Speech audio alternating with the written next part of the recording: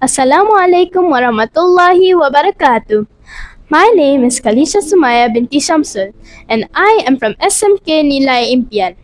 Today, I would like to review a book that has helped me improve my social skills over the years.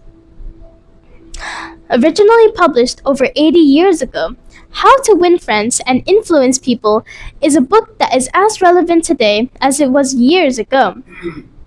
This book was written by Dale Carnegie and originally published with over 268 pages in 1937. This book was created for the sole purpose of being a guide to making friends and to succeed in business. This book serves as a helpful guide for those who want to build better relationships and get the most out of them. The author, Dale Carnegie, has spent years gathering information from books, magazine articles, newspapers, to even asking professional psychologists about this matter. He had also interviewed scores of successful people, some of them being world famous inventors, for example, Franklin D. Roosevelt. This book consists of 4 parts, each part having its own unique lesson and principle to learn from. Part 1 in particular has 2 very important principles to learn from for everyday life. Part 1 of How to Win Friends and Influence People is entitled Fundamental Techniques in Handling People. Principle 1. Don't criticize, condemn, or complain starts off with a retelling of an event that happened in May 7, 1931. A serial killer in New York City that went by the alias of Two Gun Crowley had recently been captured by the police. However, despite all of the bad things he's done, he never regarded himself as a bad man. Due to this, Dale Carnegie took it upon himself to interview the warden of New York City's infamous Sing Sing prison, Lewin Lowes, about the subject. Lewin Lowes replied, "Few of the criminals in Sing Sing regard themselves as bad men. They are human, just like you and I. They will strive to defend themselves at any costs," said Lewin. Carnegie states in this book that criticism is futile because it puts a person on the defensive and makes them strive to defend themselves.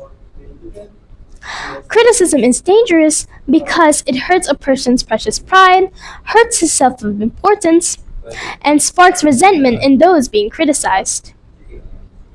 But then, these lessons fit in perfectly with the next principle, entitled Give Honest and Sincere Appreciation. We start off this principle with a list of the things that most people might want: money, health, the preservation of life, and much more. However, out of all the wants in this list, there is one need: a feeling of importance. This simple need is the reason why criticism is futile. However, we should always give honest appreciation instead of criticism. We should always be careful with our words, however, because flattery may only lead to bad things. What's the difference between flattery and appreciation, you may ask? Flattery only comes from the mouth, while appreciation comes from the heart. A good example of how criticism works terribly and how honest appreciation works better is a story from Pamela Dunham from New Fairfield, Connecticut, a comrade of Dale Carnegie himself. One of her jobs as supervisor was to supervise a janitor who was doing a very terrible job.